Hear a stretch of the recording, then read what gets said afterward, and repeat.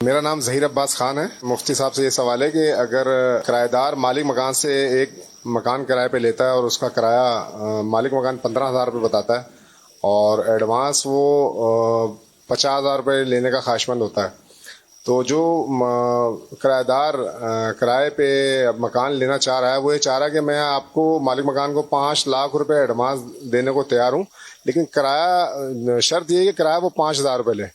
اس میں برائے مہربانی رہنمائی فرما دیں۔ جی مفتی صاحب کیا فرماتے ہیں؟ بسم اللہ الرحمن الرحیم۔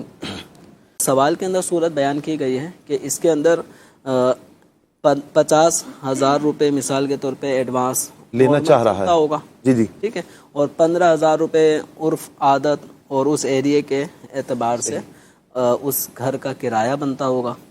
لیکن اب یہ کرایہ دار کی طرف سے ایک پیشکش آ رہی ہے کہ میں آپ کو 5 لاکھ روپے دوں گا۔ صحیح۔ اب یہ جو ایڈوانس والی رقم ہوتی ہے یہ قرضہ ہوتی ہے۔ صحیح۔ جو مالک مکان کو اگر کرایہ دار مسلسل ہر مہینے کرایہ دیتا رہے اور جب اجارہ رینٹ کا معاملہ معاہدہ ختم ہو تو وہ اپنا ایڈوانس واپسی لے کے چلا جاتا ہے۔ تو اب یہ جو 5 لاکھ روپے ہیں یہ ہیں قرضہ۔ صحیح۔ اب اس قرضے کی بنا پر جس کو ہم کہیں گے ہیوی ایڈوانس، صحیح، ہیوی ایڈوانس، ٹھیک ہے، اب اس ہیوی ایڈوانس کی وجہ سے مالک مکان کو اب کرایہ دار کے لیے کچھ سہولت نکالنی پڑے گی۔ صحیح۔ بھائی 5 لاکھ روپے اگر یہ مجھے ایڈوانس دے رہا ہے، قرضہ دے رہا ہے، تو اب میں اگر ہر مہینے 15,000 ہی کرایہ لیتا رہوں جو کہ نارمل چلتا ہے کرایہ اس علاقے میں اس گھر کا، تو اب قرض کی وجہ سے اگر وہ 5,000 کی طرف آ رہا ہے تو گویا 5 لاکھ روپے اگر نہ دیتا تو 15,000 روپے کرایہ دار کو بطور کرایہ جو طے ہوا تھا وہ دینا پڑتا۔ لیکن 5 لاکھ ایڈوانس دینے کی وجہ سے کرایہ دار کے لیے 10,000 روپے کم کر کے یہ کرایہ 5,000 روپے پہ لایا جا رہا ہے۔ تو یہ مالک مکان اور کرایہ دار آپس میں غور کر لیں، کیا مالک مکان 15,000 سے 5,000 روپے پر جو کرایہ کم کر رہا ہے، ٹھیک ہے، 5,000 طے کر رہا ہے، کیا یہ 50,000 روپے ایڈوانس پر اتنا کرایہ طے کرتا؟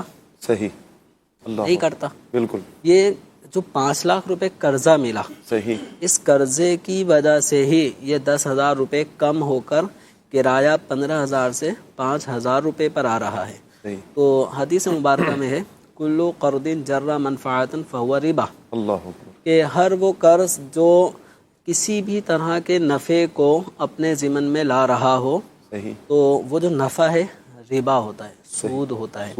تو اب یہاں پر بھی وہ ایک سود والی صورت پائی جا رہی ہے کہ کرایہ دار کو 15,000 روپے منتھلی کرایہ دینے کے بجائے 5 لاکھ روپے قرض دینے کی بنا پر 5,000 روپے کرایہ دینا پڑ رہا ہے۔ 10,000 روپے گویا اس کو ہر مہینے دینے نہیں پڑ رہے، ایک طرح سے اس کو فائدہ ہو رہا ہے۔ اگر یہ 50,000 روپے ہی ایڈوانس دیتا تو 15,000 روپے عام روٹین کے مطابق کرایہ دیتا رہتا، لیکن اس نے چونکہ 5 لاکھ روپے دیے ہیں، ایڈوانس دیے ہیں، اور یہ ایڈوانس رقم یہ ہمارے ہاں پر یہ قرض ہی سمجھی جاتی ہے۔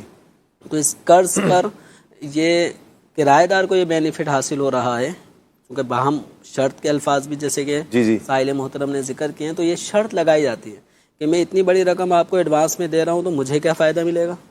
تو آپ کو یہ فائدہ ملے گا کہ 15,000 سے میں آپ کو 5,000 کرائے پہ لے آؤں گا، آپ ہر مہینے 5,000 دیں گے، تو ہر مہینے 10,000 روپے کا جو کرایہ دار کو فائدہ حاصل ہو رہا ہے نہ دینے کی صورت میں، بالکل، اور گویا اس کے پاس بچ رہا ہے، تو یہ اس کے پاس سودی صورت ہے۔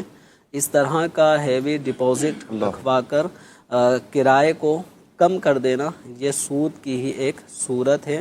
ایک سود وہ ہوتا ہے جو دینا پڑتا ہے صحیح کسی صورت میں، اور ایک سود یہ ہوتا ہے جو ایک بینیفٹ منفعت کی صورت میں حاصل ہو رہا ہے کہ اس کو 10,000 روپے دینے نہیں پڑ رہے۔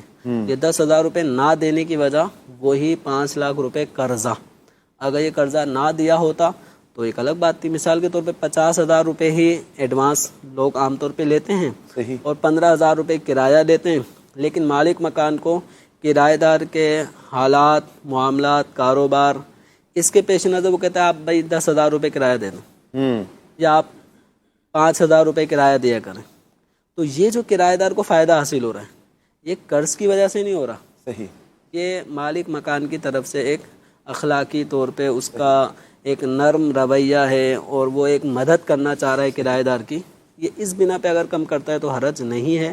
لیکن کمی کی وجہ اگر قرضے کی رقم بڑھنا، اس کی وجہ سے کرائے میں کمی آنا، تو پھر یہ قرض کی وجہ سے حاصل ہونے والا نفع ہے جو کہ جائز نہیں.